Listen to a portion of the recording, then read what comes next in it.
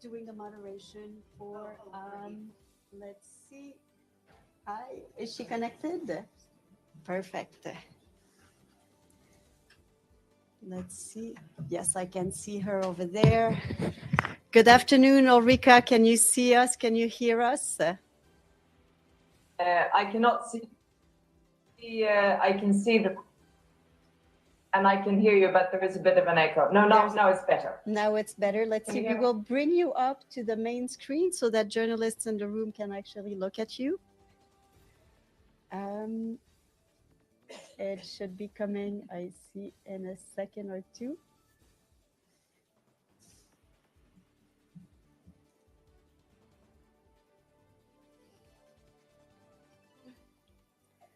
Perfect.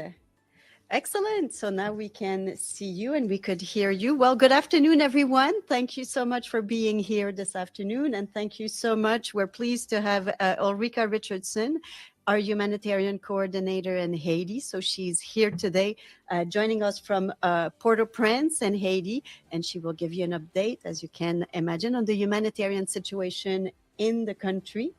Ulrika, you have the floor. Go ahead. Okay. Thank you very much, Stephanie, and thank you for giving me this opportunity to brief you today on the situation in Haiti. In fact, since we last spoke last year, we have seen the situation go from just really bad to even worse, and we see indiscriminate violence still being, let's say, escalating in the country. We see particularly the capital of Port-au-Prince impacted by armed gang violence, but also the province of Artibonite, a little north of the capital. And in fact, we already saw 2023 as a very steep increase in terms of violence, indiscriminate violence, killings, murders, lynching, rape, and other forms of sexual violence. We saw a steep increase in 2023 as opposed to 2022. And unfortunately, 2024 started in a similar sort of a very tragic trend, where we had January 2024 being the most violent month since 2 years back. And I think that says a lot. And obviously we have impact of the violence means that people are being subject to very brutal and grave violations of their human rights. They are being subject to very brutal forms of sexual violence, including collective rape. And we've seen, in fact, a 50% increase in sexual violations as of between 2022 and 2023. Now, of course, these figures in terms of sexual violence, primarily against women and girls, we have to also realize that they probably don't reflect the entire picture, because women and girls and people in general are very afraid of reporting. They're afraid of retaliation because they actually very often need to cohabitate with gangs as they live. We see obviously a very steep increase in people that flee their homes. They have to abandon everything and basically either sleep on the street, be hosted by host communities, which already have very scarce resources, as we can imagine, but also be, let's say, camping out in schools, for example, right?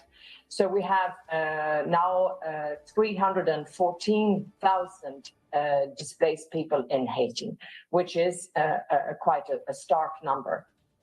And so what we also have assessed is that more or less 5.5 million Haitians are in need of humanitarian assistance. And that's quite significant if we consider that the country has between 10, 11, 12 million in terms of population.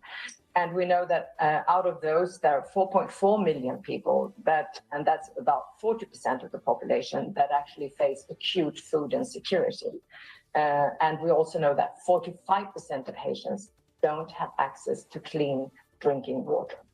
So this, of course, this really puts a huge pressure on the population and the most vulnerable.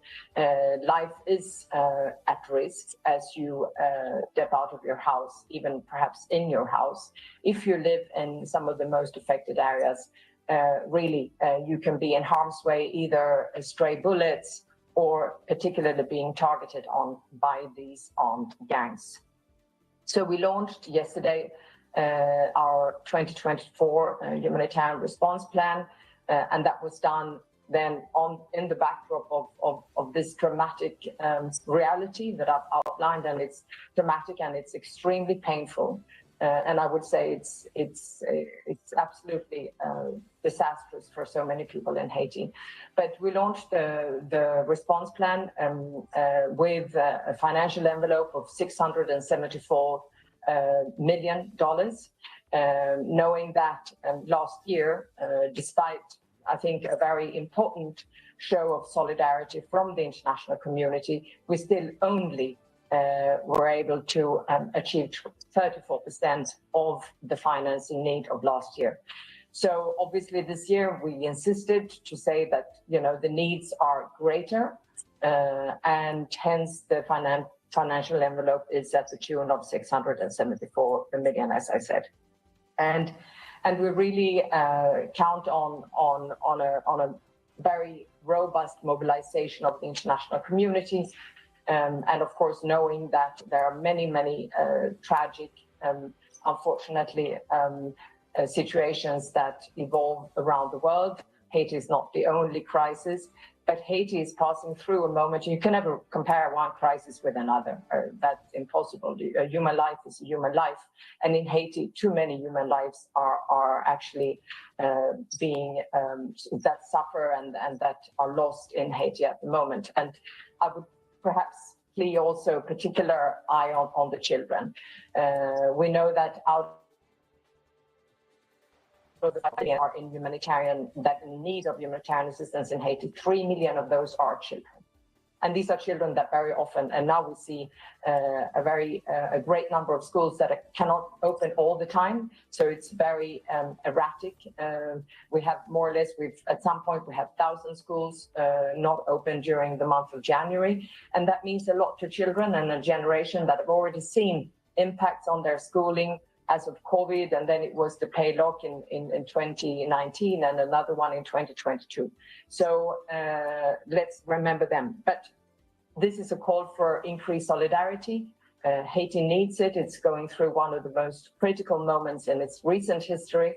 And I would count on all you in the room to help us to really spread that message across and make sure that we get a response that is greater than last year, but at least that helps us to do the needed life-saving and the protection that we look forward to with our response plan. But also knowing, and that's my last point, that humanitarian assistance is not a solution. It is a needed action right now in order to save lives, decrease suffering, and also increase the protection and service to those that have been affected. But we need to invest in the root causes, and that needs to be done in parallel, and which is also something that we are putting a lot of effort into. Thank you so much, Stephanie. I'll end here and ready for the questions. Thank you so much, Ulrika. Let me start with Edith Lederer from AP. Thank you very much on behalf of the United Nations Correspondents Association for doing this briefing. As Stephanie said, Edith Lederer from the Associated Press. First, just a follow-up question. Could you tell us how much the appeal was last year? And was it lower? Can you tell me the figure? Yes, I can tell you the figure. It was 720 million, so a little greater than this year. And you said the needs are high. Why is the appeal lower? Excuse me, can you repeat, Edith?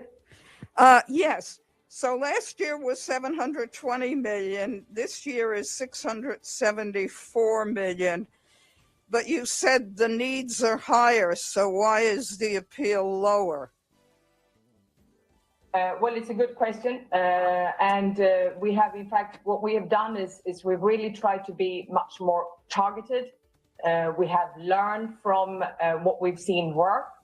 We have a very, I would think, a very good cooperation with local organizations. So we try to see where can we add best value, and also how can we rely better on local organizations. So the whole agenda around localization is something that we put a lot of emphasis on. And so this is basically in that package. We've also seen, what is something that we can sort of, when you look at it from the spectrum of the cross-pillar cooperation between humanitarian and development and peace, how can we basically see that we can work across those to basically differentiate of where a response can come from. So it's in that sort of mathematical equation, if you wish, that we arrived at the figure of 674. And could you tell us whether the security situation, especially with the gangs, is impacting whether and how humanitarian aid can be delivered? Thank you. Yes.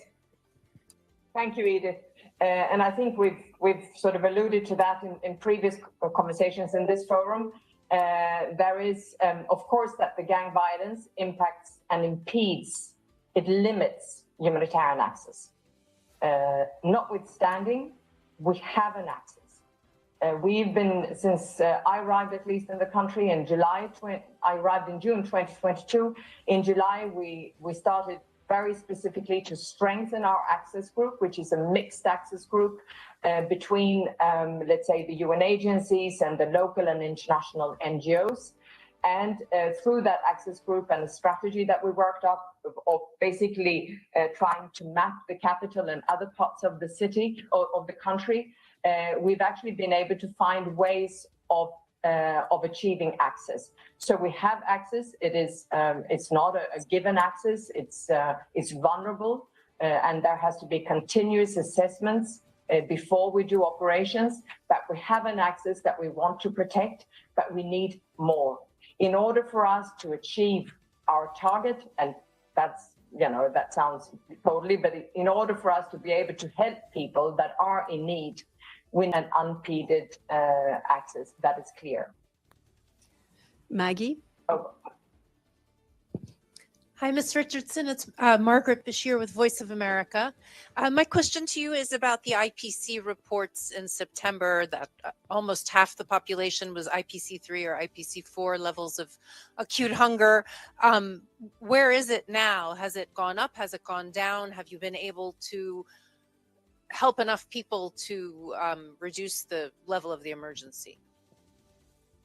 I think what we are seeing is that we don't have a new ICP yet, but what we could see, if you look at the trend, is that there are more people in acute need of food insecurity, or that more people in food insecure situation, right?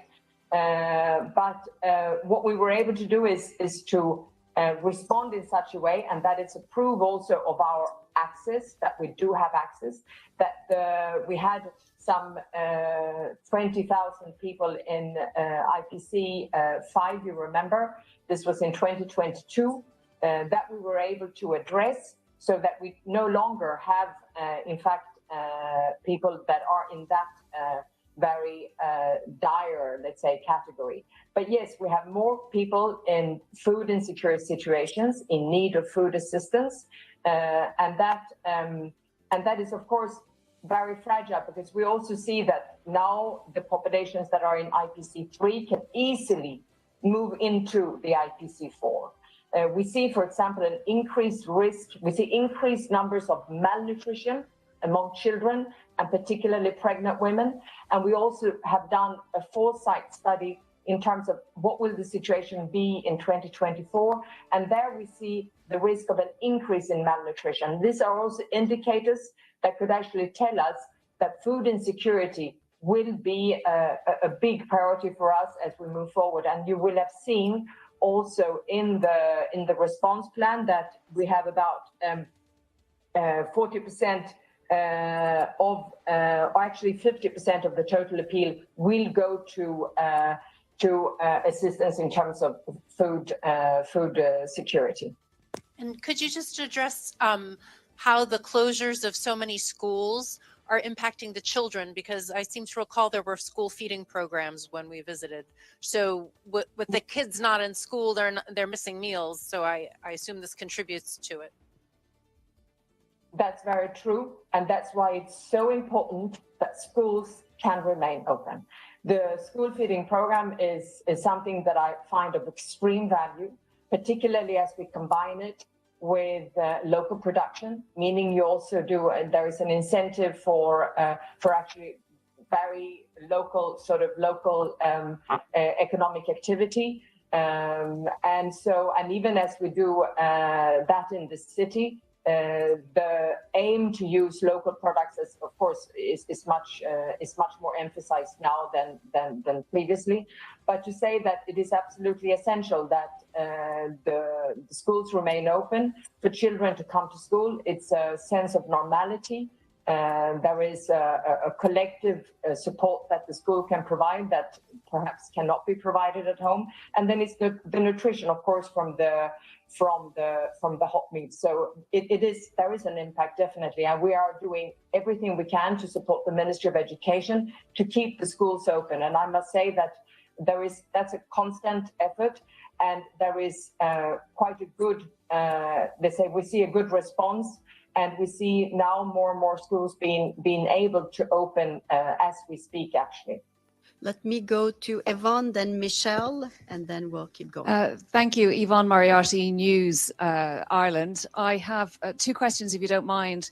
Firstly, you've described horrifying levels of sexual violence being carried out. This is something we've heard in UN reports frequently. My question is there any accountability for the perpetrators of these crimes, or are they just carrying it out with impunity at the moment? And my second question is with regard to the multinational force, the proposed deployment of this multinational force. What are the attitudes on the ground with regard to this deployment? Are people expecting it? Are they hoping for it? Do they even know that it's in the offing? Thank you. Thank you very much. Again, on sexual violence, much of this brutal sexual violence in terms of rape, collective rape, torture of women, that's very much, I would not be able to tell you a clear figure whether or not perpetrators, all of them go free. But many of them, because there is such a fear of retaliation. Because as I said, this happens very often in a neighborhood where people know each other and where the gangs have they know exactly where you live, where your family lives. So it's a lot of, it's very much also used in terms of, when you hold people hostage, negotiation. It's used as an arm to revenge between gangs. So I would say that fairly often too often, the perpetrator goes free.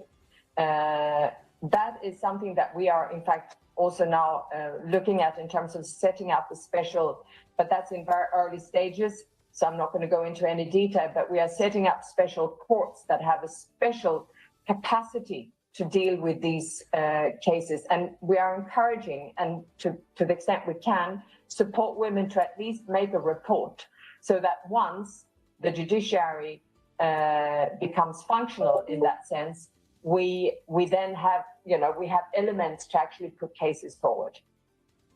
And then, so on the question on the MSS, you asked if what is the sentiment on the ground? The sentiment on the ground is like this: the country cannot continue. The level of violence that people are exposed to is inhuman. it cannot continue like this. If you would ask people on the street if they need assistance to deal with the gang violence, they would say yes. You let me now go online. We have Jacqueline Charles from the Miami Herald.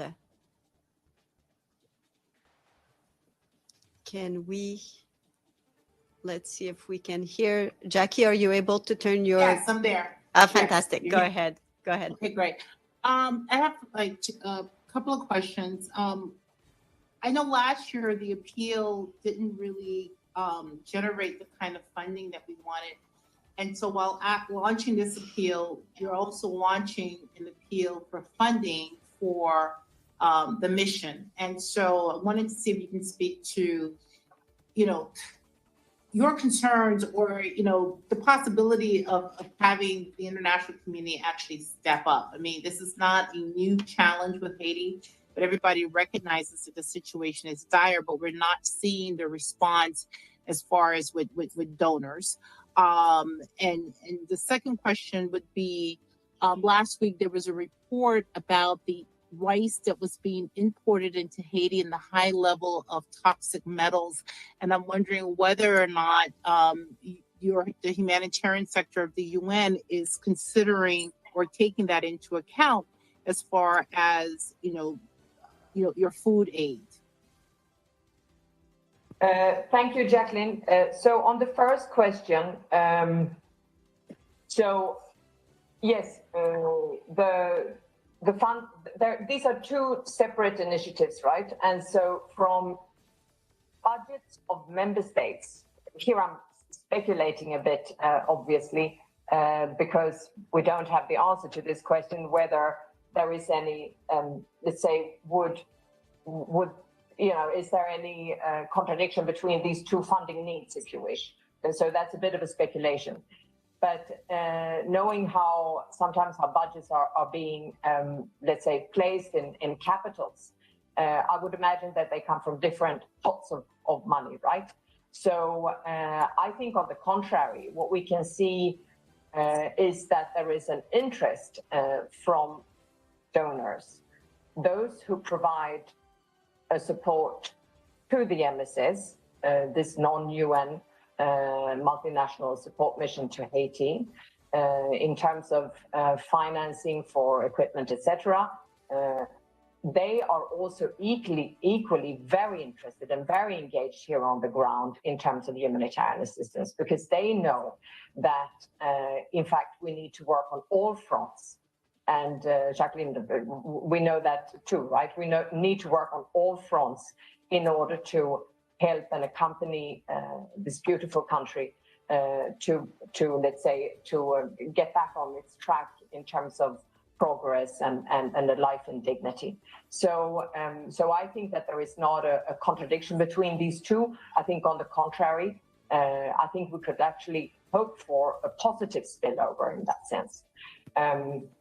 Now, coming to your question on the rights, I don't have an answer. I've seen a response to that report in terms saying that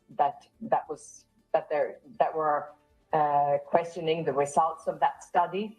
So far, I cannot give you any feedback on that. But of course, we are following very closely and reading what is being published. Thank you. Let me come back to the room. Stefano has a question. Thank you very much. Stefano Vaccara, La Voce di New York. In Haiti, there's been now in the last at least 3 years, the demand for election and political election. Now, I understand you are you're doing humanitarian work there, but talking about the sentiment of the people, how do you feel the people there is considering this government that has been there legitimate? I mean, do they feel there is the time to change, to have election and change the government, or they don't think he's something important at the moment? Well, I would say perhaps two things on this. Is that one thing is that people who are being forced to flee their homes, sleep on the street, not be able to go to school, not be able to go to the healthcare, not be able to put food in front of their children every day. I don't think that, you know, this is not the priority for them, right? If I would be so blunt. So that's one thing, that there is a general agreement across the board that there is a need to encourage the engagement of all stakeholders in this process of preparing for elections, so that there can be elections at the end of the day that are free and that are transparent and as just as possible. So there's a general agreement across the board that is needed. Haiti needs to get back on its track towards with a democratic, let's say, process and full constitutionality. Thank you. One final question, and PR.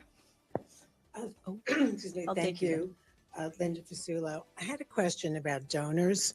Who are for example, the top 3 or top 5 donors, and what kinds of money are they providing? And secondly, which countries have withdrawn aid? You know, have reduced their aid over the past year, or is it status quo? Well, I would say that our most, let's say, in terms of figures, right, not proportional, but in terms of figures, contributions, it is the US, it's EU, and it's Canada. And so those are the most important in terms of contributions to our response plan. But there are many others.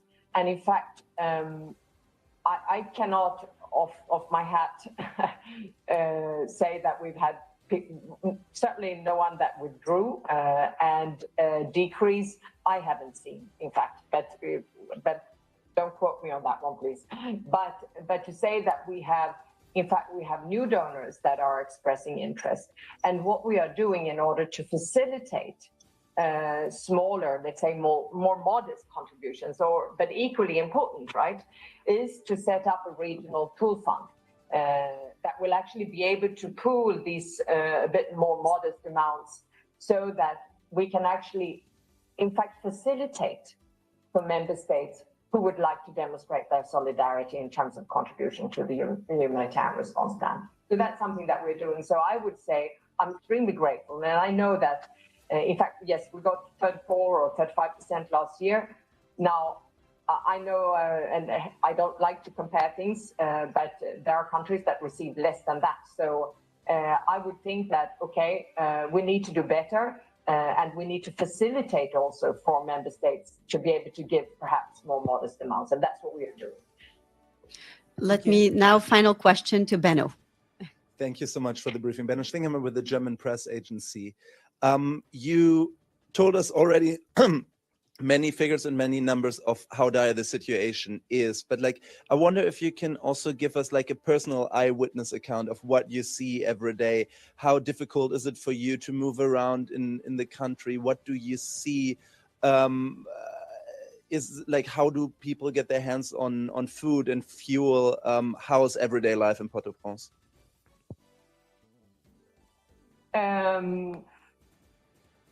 I would say that I've seen things here that I've never seen in my life, and I've worked 30 years in the UN system. And it is the pain that a lot of women, children, men across the population are facing and subject to. The suffering and the pain is I would say is daunting. It's appalling. But it depends also where you live in the capital, right? So, you know, on the Saturday, you would see that parts of the capital, people go in their car, they go to the supermarket and see what they can find, and then they go back home. Normally, we move around in armored vehicles as the UN personnel, and myself, but I can move around, you know, in the capital. Sometimes it requires more security than other times. But what is quite daunting here is that you can't take the car and go freely to other parts of the country. And here I'm not talking about me or about us as the international community. In fact, the capital is in a way, being blocked because the national roads that go to the north and to the south, and also to the interior, these are actually very often controlled by the gangs. So either you are ready to pay a big price in terms of a monetary contribution, it's sort of like an unofficial criminal tax, or you risk your life. And it also means that these roads, national roads, are not, they're not maintained, right? So movement of people and goods in this country has taken a big toll as a result of the gangs. But I can say that what I've witnessed here, and many with me, including Haitians, it goes beyond even what you could have feared in your worst nightmare. Well, on this bleak note, thank you so much, Ulrika, for joining us today. Thank you, everyone, for joining. And I will hand over to Stefan, who will now go ahead with the regular noon briefing. Thank you. Thank you very much, Stephanie. Thanks.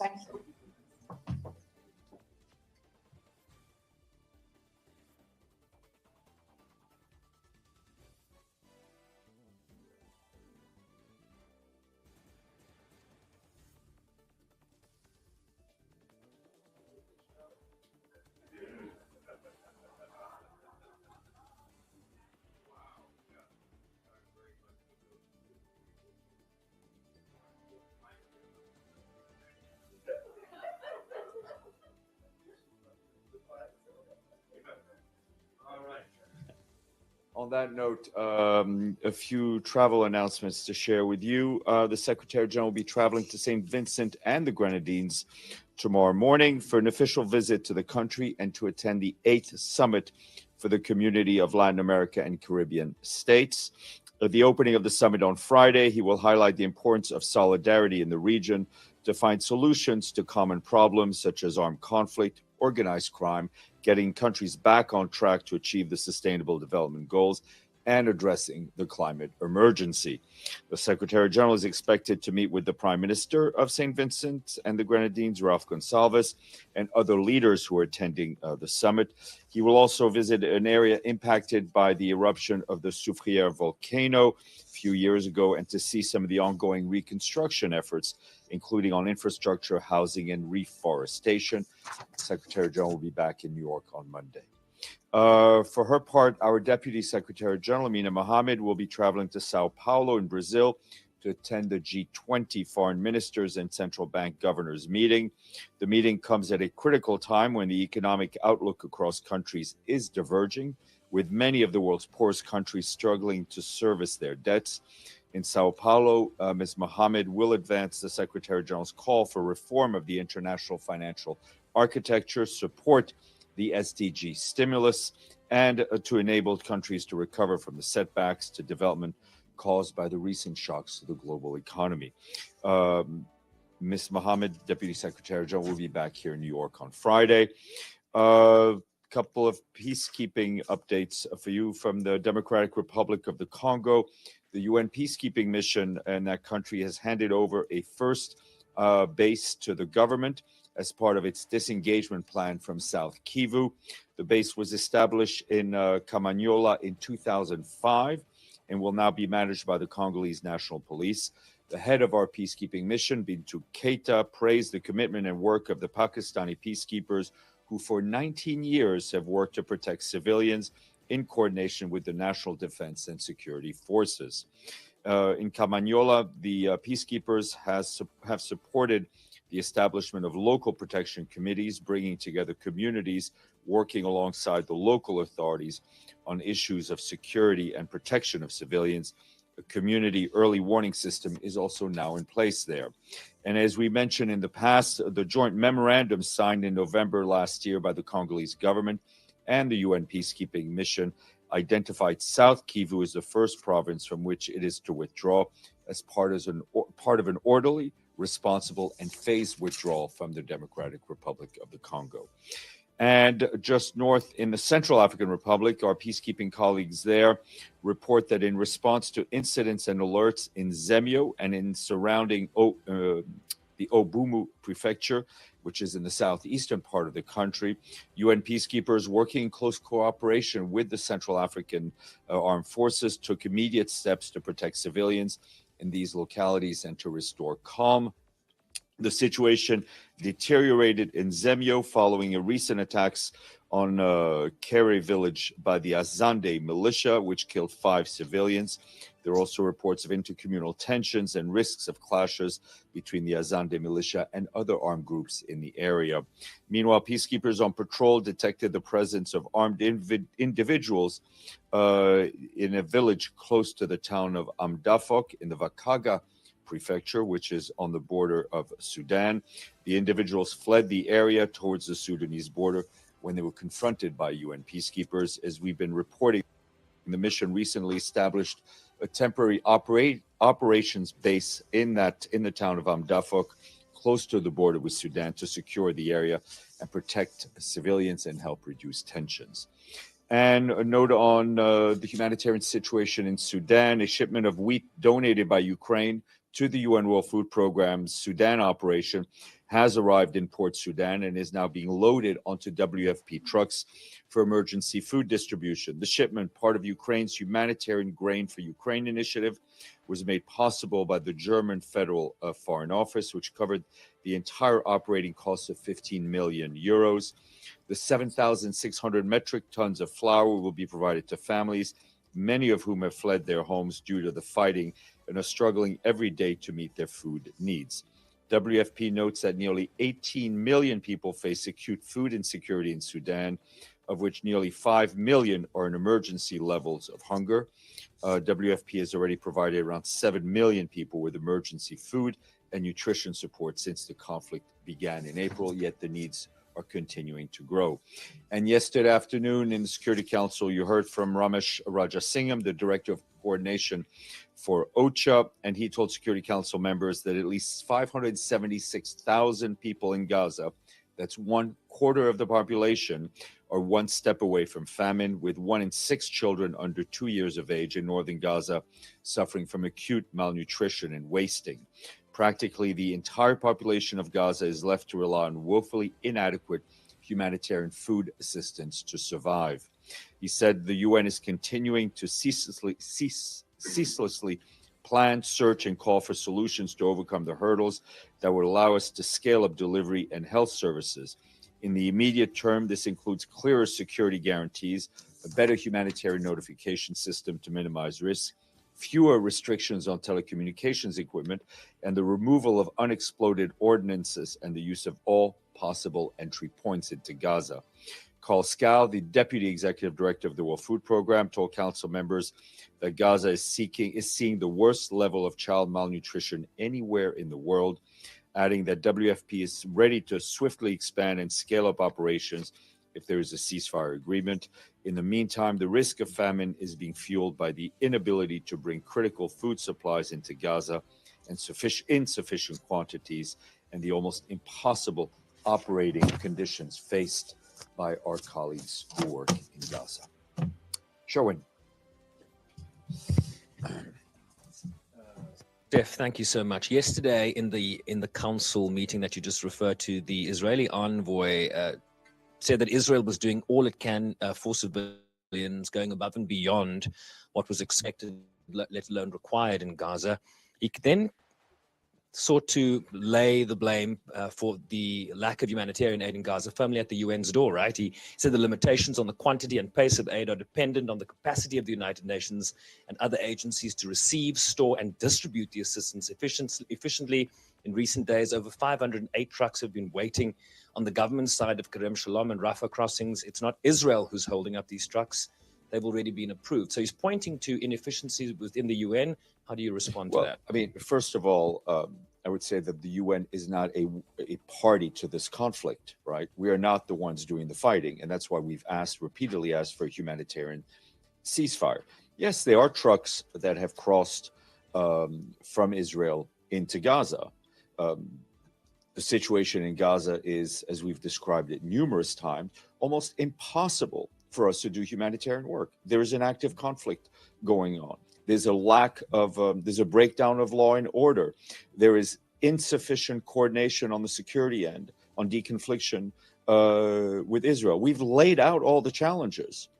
That doesn't stop us from working. It doesn't stop our colleagues who are on the ground, Palestinians, international staff, of putting their lives at risk to distribute humanitarian aid wherever they can. But it is a distribution, it is an opportunistic distribution, as opposed to one that should be better funded, better organized, and more efficient if there was a ceasefire.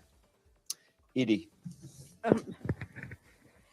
Thank you, Steph. This isn't, just as a follow-up to Sherwin, this certainly isn't the first time that the Israelis have accused the United Nations of basically not doing what they're supposed to be doing to deliver That is indeed aid. a fact, yes. Has this message been delivered personally to any senior Israeli officials? Our humanitarian colleagues are in daily, if not constant, contact with their Israeli counterparts, right? So there are things that are being said here in New York, and then there are things that we're trying to make happen on the ground. But I mean, I thought my list to Sherwin was fairly exhaustive. The challenges are real. And the challenges are life-threatening for those who distribute the aid, and they're life-threatening for those who are trying to receive the aid. Amélie, then Dish Towel Man. Thanks, Steph. Just on Gaza as well, about the famine situation. Yesterday, the OCHA and WFP representative said clearly that there is an imminent famine coming in the north, and that widespread famine in the whole territory is almost unavoidable. But can you walk us through how would a famine be declared? What is the process, and who would do that? What are the... Well, I mean, there are set procedures that involve WFP, FAO. There's a UN system through monitoring and the gathering of information, and there are different phases.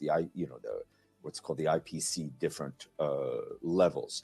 So they are working. WFP and our colleagues are working with the information they can gather, based on what they see and what they're being told on the ground. Benno. Thank you. On the same topic, we all heard yesterday how difficult it is for you and how dire the situation is to get aid into Gaza through the border crossings. And I understand that airdropping humanitarian aid is kind of the last resort for you guys, but aren't we at this point?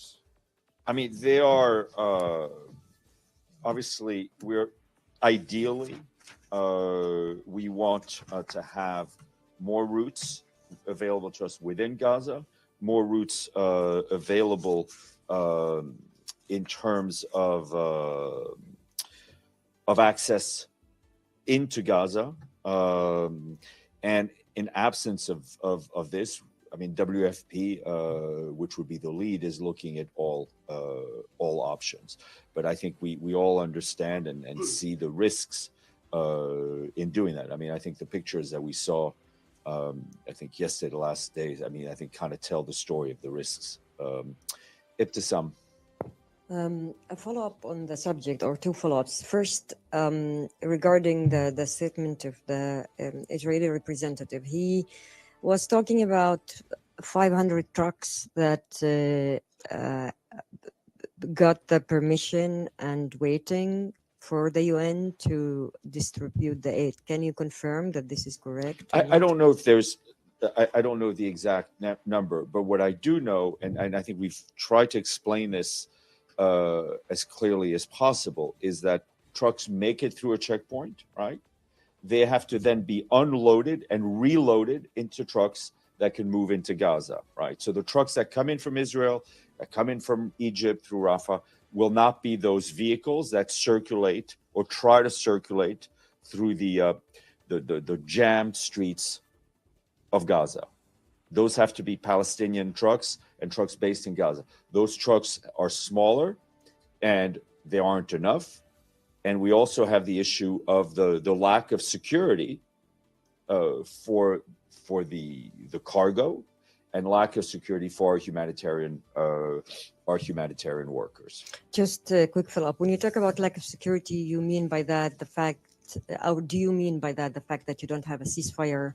Well, we don't have a ceasefire, and there was the de facto authorities in Gaza had a form of police that would be escorting a lot of the humanitarian convoys, and as far as I know, those are not operating. Okay, I have another follow-up on the issue of airdrops. The Jordan and France and I think other countries did different operations. There was critique by local journalists and activists on the ground in Gaza that some of these airdrops ended up in water.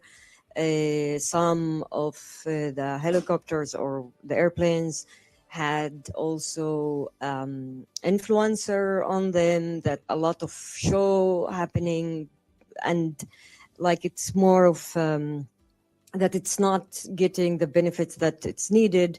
And there were some questioning about the purpose of these airdrops in the sense of that there's more showing off that this is happening than the amount of aid is really getting there. And the question here, if you have any comments on that, but also if you talk to these countries to make more airdrops in areas like northern Gaza, where's the aid more needed than. Look, first of all, I will not question the good intentions and the goodwill of all member states who are trying to help, right? The more coordination there is between member states and ourselves on humanitarian operations, the better it is. I think the pictures of the airdrop tell the story. I mean, I can only speak for WFP's own experience and our own experience. Airdrops are extremely challenging, and they are, but they are an option. I mean, I think we all remember the challenges around Deir ez-Zor in Syria, and those challenges. So ideally, we want to move things by road. We want more roads open. We want more entry points open. But as I said, all options remain on the table for WFP. Dennis. Good afternoon, Stefan.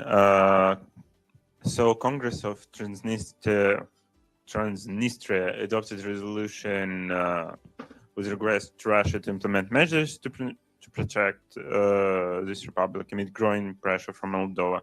This document also calls on UN chief to prevent any further escalation between Moldova and Transnistria and contribute to reviving a full-fledged dialogue between the Dniester banks. Do you have any comment on that? I've seen the press reports. We're trying to get a bit more information. I hope to have some answers for you a bit later today.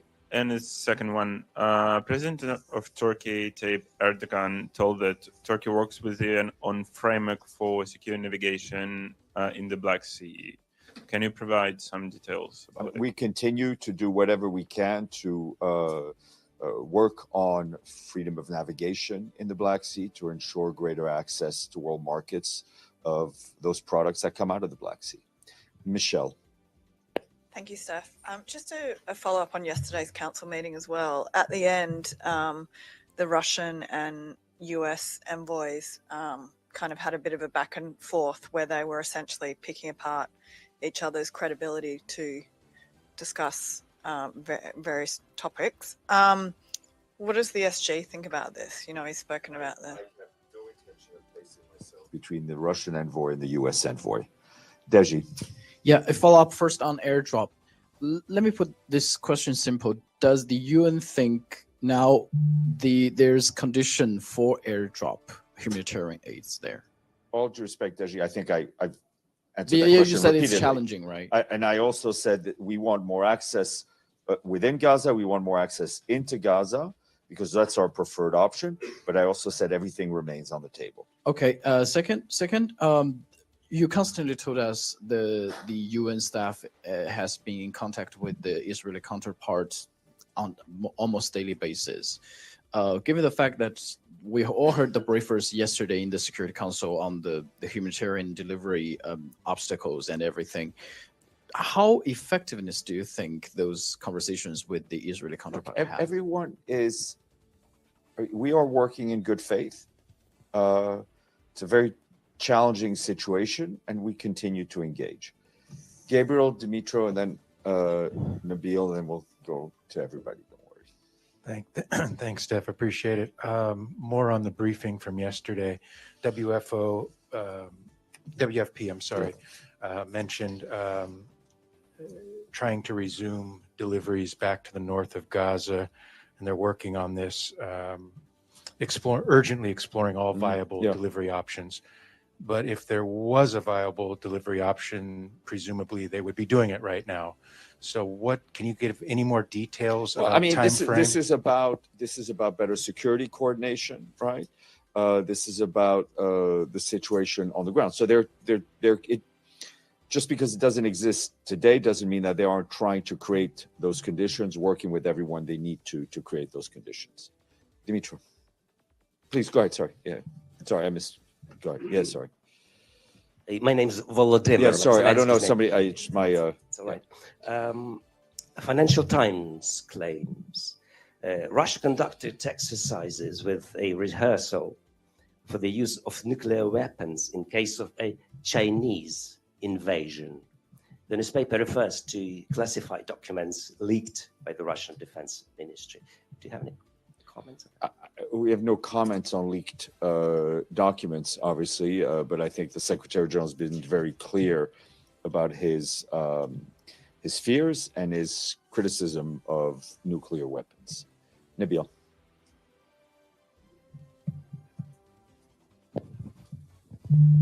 Yeah, thank you, Stefan. Yesterday in the Security Council meeting, in the Arab group statement, the PR of Tunisia, who is the president of the group for this month, he said that the Arab group opposes any attempts to expand the mandate of the special coordinator, Mrs. Ka'ak, to the detriment of UNRWA.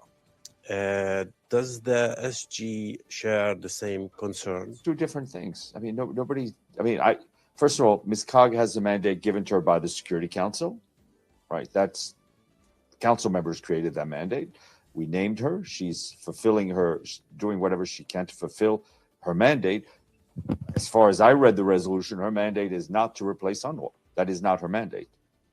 But I mean, because UNRWA is now facing a lot of obstacles and on many levels, does the SG think that if UNRWA cannot provide the services it's mandated to provide, that some of these services could be done by other entities in the UN? We've been through this. In terms of the UN, there is no getting around UNRWA to provide the services that it provides. And I think every UN humanitarian entity working in the region will tell you the same thing. And last question, the GA is expected to discuss UNRWA on Monday, I think. So what does the SG, how is he preparing for this meeting? Well, I mean, we want to see greater solidarity towards UNRWA, and that solidarity would be best expressed through helping its funding. Linda, then Mushfiq. Thank you, Steph. Earlier you said, and we know the humanitarian conditions are dire, but that there's looting and theft going on. And I was just wondering, how significant is the theft and looting? And for example, like do they have a sense of what portion of the aid is being taken? I don't have a percentage. I don't have a percentage. I mean, part of it, and the large part of it, people who are taking it are people who are hungry, right? I mean, I can only start to imagine what it would be like if I found a truck full of food when I was hungry, and not knowing, and that truck was made to wait hours at a checkpoint. At some point, I would probably take stuff myself, And there are also criminal elements that are stealing it. And this is all part of the breakdown of law and order that we've been talking about. Mushfiq. Thank you, Steph. Given that over 25,000 opposition party members were arrested in Bangladesh before the sham election in January 7, and 13 have died in the custody, and only a few released due to international pressure. So will you call for the releasing the rest of the prisoners? I think we've been very consistent, and we continue to call for the release of all those who may have been detained for merely expressing themselves peacefully. One more on. Go ahead, sorry. How is the UN monitoring Nobel laureate Professor Muhammad I mean, Yunus' situation in our Bangladesh? country team in Bangladesh continues to follow that case very closely. Professor Yunus is a dear friend of the United Nations throughout his career, and I think his work has been critical to the development work we do today. Thank you. Abdelhamid. Thank you, Stefan. I have a few questions. Since Secrétaire was appointed as a special coordinator, do you see that the scale up of the humanitarian aid went up or didn't? I mean, change Abdelhamid, you pay as much attention to these briefings as I do. I think you know the answer. You know the answer to that question, and Mr. Lazzarini has been very clear. The aid has not gone up. I don't think anyone would blame Ms. Kag for that fact. Your next question. So does it mean that her mandate is not being fulfilled? It does not mean that. She continues to do her utmost to fulfill her mandate. Okay, my second question. I know what's going on in Gaza is humongous, and it covers every other news in the world. But what's going on in the West Bank, Mr. Dujarric, is also immense. 3 Palestinians were killed yesterday and 3 wounded. Every single day, the number of people killed since October 7 exceeded 570, I think. And hardly it makes it to the noon briefing or to the statement or to the comments. I think, Abdelhamid, we report back regularly on what goes on in the West Bank. Okay, I see. I know. I see, Mr. One more. Yes, one last one. Go ahead.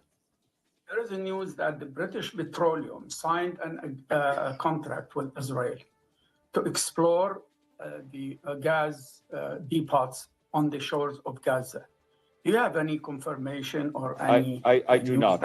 I do not. I had not seen that report. Mr. Roth. Thank you, Stefan. I was just doing some day trading. I have a question from my colleagues overseas. I think I've shared with you. A CNN investigation out today, no need to take off the scarf, has detailed in an unprecedented detail amount how indiscriminate fire by the Israeli Defense Forces led to the death of over half the members of one family over the course of one harrowing night in early January. Does the UN Secretary General believe this is an appropriate use of military force? Look, I saw the harrowing images that CNN reported on. It is yet another vivid and tragic illustration of the price that civilians are paying in Gaza, that families are paying in Gaza, that children are paying in Gaza. And yet another example of why we need a humanitarian ceasefire. And another example why we keep calling for the protection of civilians. Civilians cannot be a target. Civilians need to be protected. And we call for a full investigation into what was reported. We from ourselves have no information as to what happened in these events, but they need to be investigated.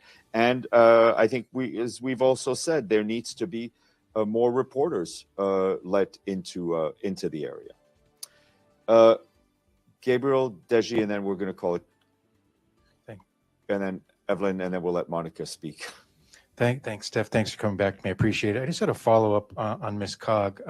Yesterday marked 2 months since she was appointed into her current role. Can you just characterize how will the Secretary General judge if she's fulfilled her mandate or not? Will it just be on how much aid gets into Gaza in the future, or are there other parameters he's looking at as well? I think the goals and the parameters of her mandate were set very clearly in the resolution. It will be up to the Security Council to make that decision. Ms. Cog and her team have been working intensely traveling throughout the region, talking to the right people, engaging with different authorities. And in due course, she will report back to the Security Council, and I'm sure council members will express their opinion on her work. Deji, then Evelyn. Several clips of alleged Israeli soldiers looting in Gaza were online for a couple of days. What does the Secretary General's position on this looting? I think all of these cases need to be investigated. I've seen reports that the Israeli army is investigating these cases, but obviously all of these cases, any possible violation of rules need to be investigated. But is this could these clips be the evidence for war crime? It's not for me to judge that. Evelyn. Excuse me. Thank you, Stefan. Since UNRWA can do nothing right, and all sorts of politicians and officials are finding reasons to discredit it, when do you think, excuse me, you'll have the first either OIOS or someone else's report that you could counter some of this? Well, I can't. It seems to be easy to knock on. I can't prejudge what OIOS will find. I can't prejudge the findings of the independent review, but both are being worked on as quickly and efficiently as possible. Thank you, Monica. All yours.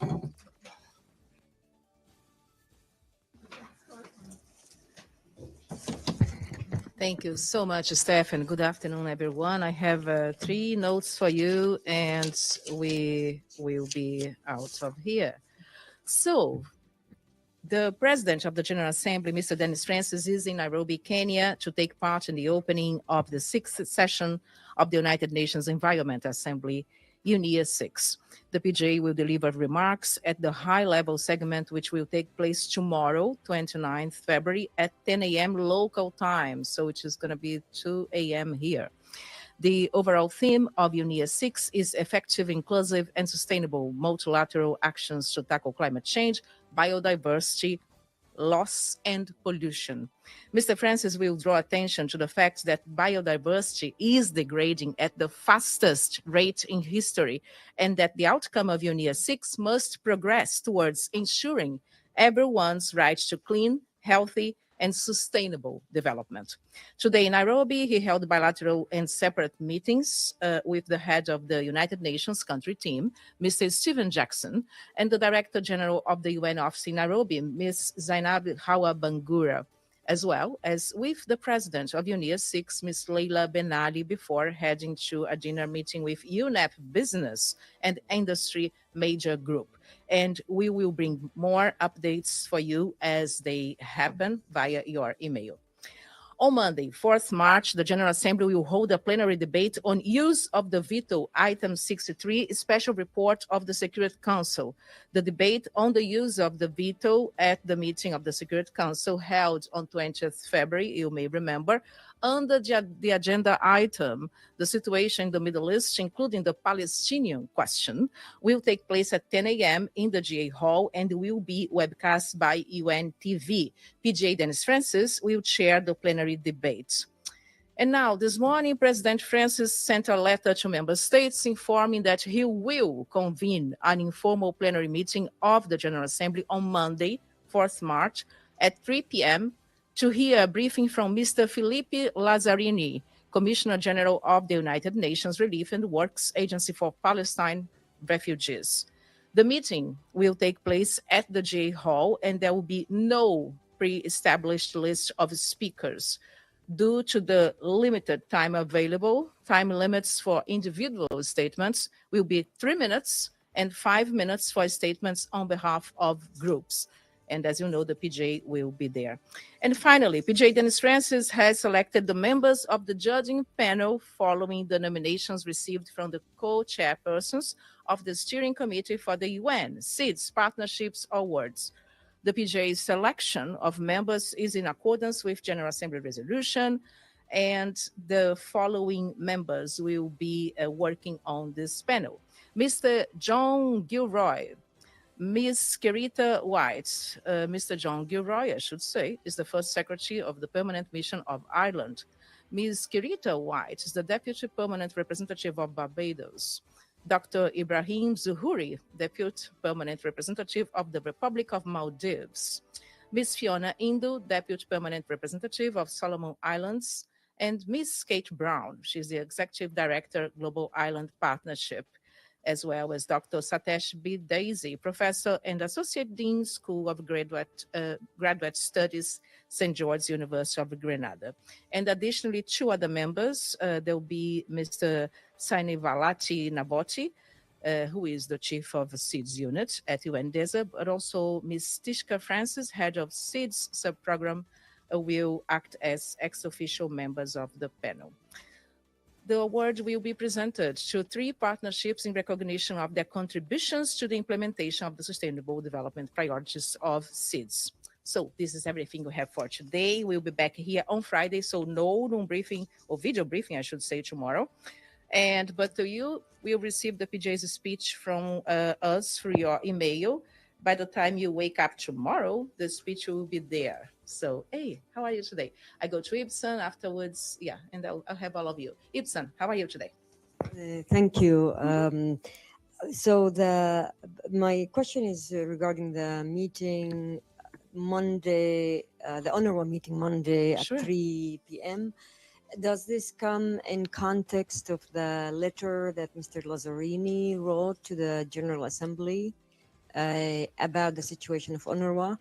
And what does that first this part. No, sure.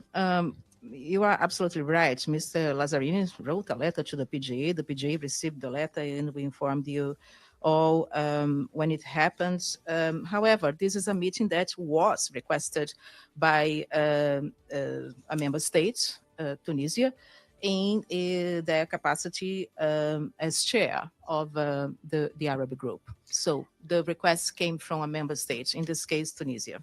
Okay, so sure. So does that mean, okay, then my question is about the letter that Mr. Lazzarini sent. Would that mean, what does it mean for the General Assembly in this case regarding the UNRWA mandate, given the fact that it comes from the General Assembly? Sure. And do you expect any outcomes from it? And does the letter activate, or I don't know, any steps by the General Assembly that need to be taken in such situation? Sure. Thank you. Look, I think things are happening in a crescendo, right? As if you can say this. So the PJ received the letter of Mr. Lazzarini, and Mr. Lazzarini is coming. By the way, he's coming here to the General Assembly. He'll be here on Monday in person to brief member states. The PJ, of course, will meet Mr. Lazzarini, and I will have updates for you. The PJ is very concerned about what is happening right now. He sees UNRWA, Ibsen, as a lifeline for 2 million Palestinians. And what is happening right now is that Palestinians who are in need of help and humanitarian assistance are not getting it. And the PJ is following these developments, will be announcing action or more updates on this in due time. And the fact that Mr. Lazzarini is coming to New York to brief member states is also connected with what is happening. And of course, the concern of the PJ is extremely distressful, what is happening right now. And the PJ would like to take or make his judgment based on the information that he will receive from Mr. Lazzarini, of course, in consultation of member states. Okay, I have to go by order, okay? Edie, and then I have Amélie, and you, Nabil. And of course, how are you? I was going to ask the same question, but now that Ibtisan has a follow-up, is there a speakers list yet? And if not, can we find out the speakers list when it becomes available? Unfortunately, for this meeting, Edie, we won't be able to send a speakers list because there won't be a speakers list. So delegations will be invited to press the microphone button to request the floor. We will find out when the meeting is happening. The meeting will be on webcast.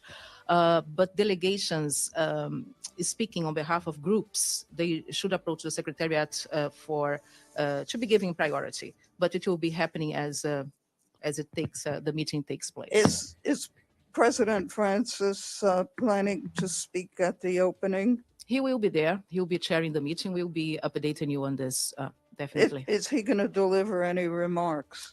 That's what I have to get back to you on this, but he will be there, and we will update you on the remarks, okay? If he will deliver them. Okay, so I have Amelie, and then, good. Yes, has been answered. Wonderful. I go to Deji, and then Nabil, and Mushabik, you are on my list. Let me ask you about another meeting, Sure. the veto meeting. Do you have a schedule for that now? Which meeting? The veto. The veto. Sure. It's at 10 a.m. Also, it will be webcast by UNTV. It's 10 a.m. on Monday. 10 a.m. on the 4th of March, and the PJ will be there as well. The PJ will chair both meetings. So they will have two meetings. In the morning, it's about the veto, and in the afternoon, it's about UNRWA. Sure. Okay. Sure. Absolutely. Okay. Nabil, Mushabik, and Volodymyr. Nabil goes first. Thank you. By order. Sorry about this. I'll be back.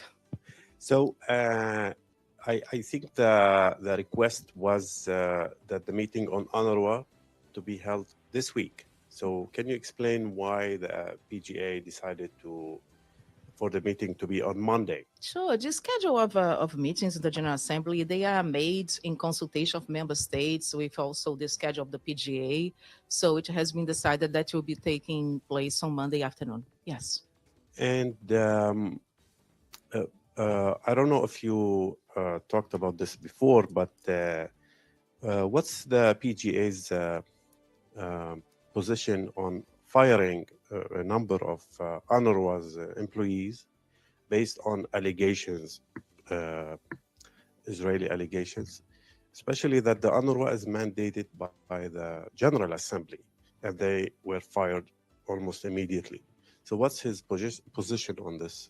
I think the PJ spoke about that, including in interviews where he was asked. And what he said is, but there is a case of investigations taking place, they should take place, and he will speak about the result of an investigation or investigations when they are ready, not before. So we're not going to interfere with any investigations. And maybe Sure. last question. So what does he hope to achieve from the briefing on Monday on UNRWA?